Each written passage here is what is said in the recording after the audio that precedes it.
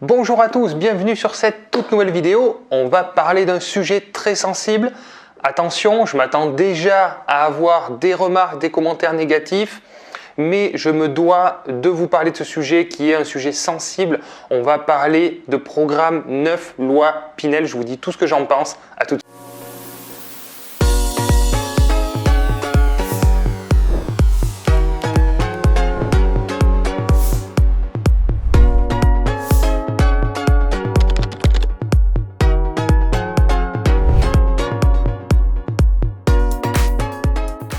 Bonjour les investisseurs, bienvenue sur cette nouvelle vidéo. On va traiter un sujet épineux, un sujet polémique, puisque ça concerne beaucoup d'argent, beaucoup de monde, beaucoup de vendeurs de programmes. Et donc, je m'attends déjà à avoir quelques remarques, mais je suis ouvert à la discussion et à l'échange constructif. Donc je vais vous lister pour moi ce que je pense de la loi Pinel. La loi Pinel, c'est des programmes neufs qui sont vendus par des commerciaux, on va dire, des conseillers en gestion de patrimoine, des agents bancaires. Voilà, beaucoup de monde commercialise ces programmes neufs. Et donc qu'est-ce que c'est? C'est des appartements qui sont vendus sur plan, souvent, et associés à une loi de défiscalisation qui va vous permettre une économie d'impôt. Wow! Alors ça vous plaît, ça, j'en suis sûr. L'économie d'impôt, ça plaît à tout le monde. Mais par contre, il se cache quelques petites choses derrière et je vais tout vous dire. Donc, j'ai listé les avantages, j'ai listé aussi les inconvénients. Évidemment, vous vous rendez compte qu'il y a un peu plus d'inconvénients que d'avantages, mais c'est des inconvénients qui sont un peu cachés, pas forcément mis en avant quand on vous vend ce type de programme. Donc, quelques avantages quand même. La réalité, c'est que vous achetez quelque chose de neuf qui va nécessiter peu d'entretien, qui va être quelque chose d'assez passif à gérer. Donc ça, c'est vrai, c'est la réalité. Vous allez avoir des frais de notaire qui vont être réduits parce que vous achetez quelque chose de neuf. Donc tout ça, c'est bien vrai, mais il y a aussi quelques petites choses à prendre en compte. Donc quelques inconvénients, vous avez les loyers qui sont plafonnés. Donc qu'est-ce que c'est? Ça veut dire que vous ne pouvez pas louer au prix que vous souhaitez. Tout ça est bien encadré pour pouvoir bénéficier de ce super avantage fiscal. On va dire, vous allez devoir plafonner vos loyers et donc vous ne pouvez pas mettre le prix que vous voulez.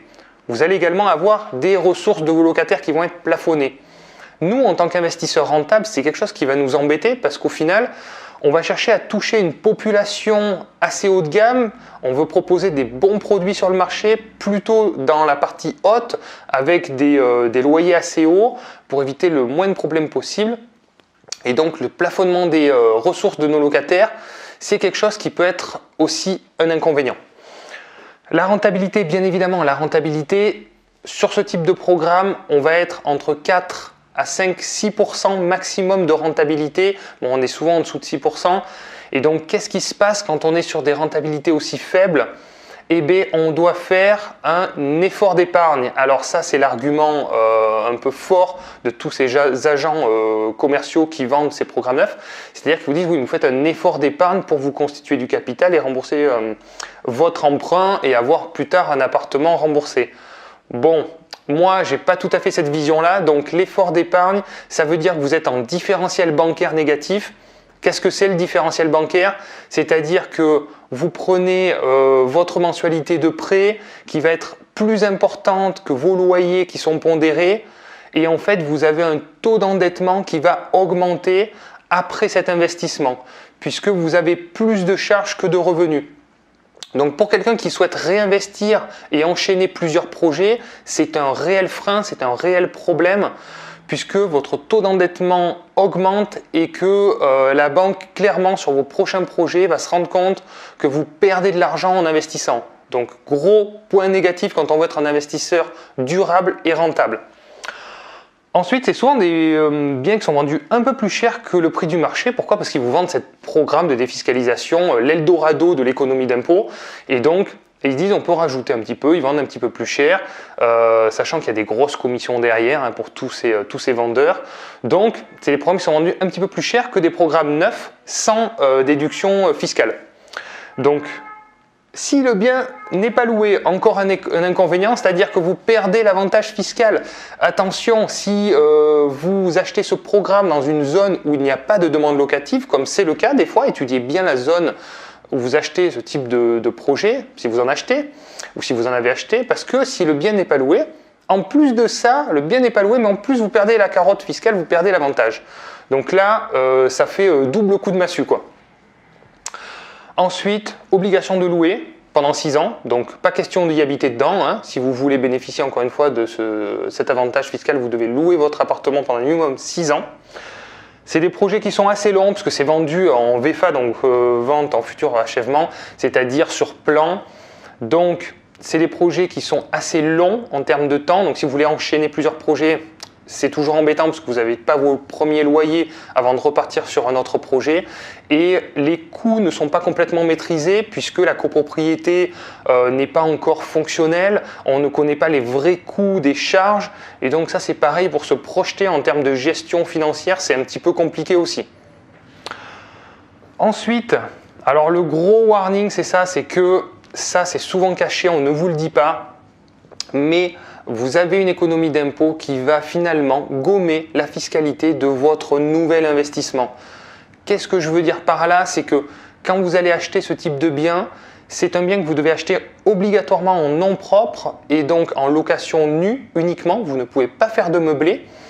Et qu'est-ce qui se passe puisque vous ne pouvez pas déduire de charges, puisque c'est un programme neuf et le déficit foncier ne permet pas de déduire de la construction, de la reconstruction, des agrandissements, vous allez être imposé dès le début de votre exploitation, c'est-à-dire que vous allez payer de l'impôt dès la première année. Oui, vous m'avez bien entendu, vous allez payer de l'impôt en plus de votre imposition. On vous a vendu une réduction d'impôt, malheureusement, vous allez payer de l'imposition sur votre nouvel investissement.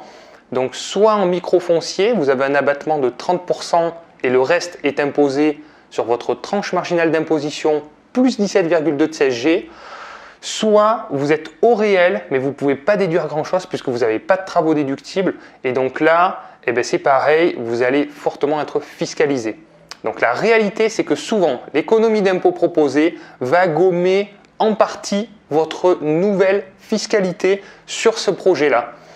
Donc contrairement à faire réduire votre fiscalité, ce qui était un petit peu l'argument de vente au départ, la réalité c'est que ça va peut-être gommer la nouvelle fiscalité. Mais ça, vous en rendez compte dans un second temps. Donc gros warning, faites très attention.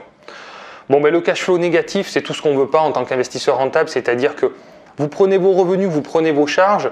Je vous invite à regarder une précédente vidéo où je vous montre comment on calcule le cash flow. Il faut toujours être en excédent positif pour avoir de la trésorerie, pour justement entretenir le bien, avoir son matelas de sécurité. Là, vous êtes en cash flow négatif, clairement. Donc, tous les mois, il faut rajouter, quoi. Donc, vous ne gagnez pas de l'argent, vous en perdez tous les mois. Donc, c'est exactement l'inverse de ce qu'on souhaite. Évidemment, la revente. Alors, on arrive à la revente, c'est-à-dire qu'une fois qu'on a bien compris qu'en fait, on est en train de perdre de l'argent et qu'on veut se débarrasser du projet, si on le revend avant, on perd tous les avantages fiscaux et donc tout le monde revend au bout de 9 ans, enfin la plupart revendent au bout de la fin de l'avantage fiscal. Et donc qu'est-ce qui se passe? Tout est vendu un peu en même temps, le prix évidemment de la résidence, le prix vont drastiquement baisser, vous avez payé ça un petit peu plus cher, donc au moment de la revente, évidemment, vous vous rendez compte qu'en fait vous avez payé le bien un peu trop cher. Et à l'extrême, on a même eu, des contacts qui, en fait, sont retrouvés dans une problématique encore plus grave, puisqu'ils ne pouvaient même pas rembourser le capital restant dû à la banque, même après avoir remboursé 9 ans de crédit. Donc là, ça devient des situations dramatiques. Donc faites très attention sur le prix d'acquisition, qu'il soit bien en adéquation avec le prix du marché. Et voilà un petit peu des situations dans lesquelles on se retrouve au moment de la revente à la fin de l'avantage fiscal. Donc ne vous focalisez pas sur cette économie d'impôt parce qu'en France on veut pas payer d'impôts, absolument pas, on veut optimiser. Moi je trouve que c'est pas très grave de payer des impôts à partir du moment où ils sont bien maîtrisés, bien réfléchis. C'est vrai qu'ils vendent ça comme une grosse économie d'impôts, donc on dit oui je ne veux plus payer d'impôts, c'est super, on ne voit que ça.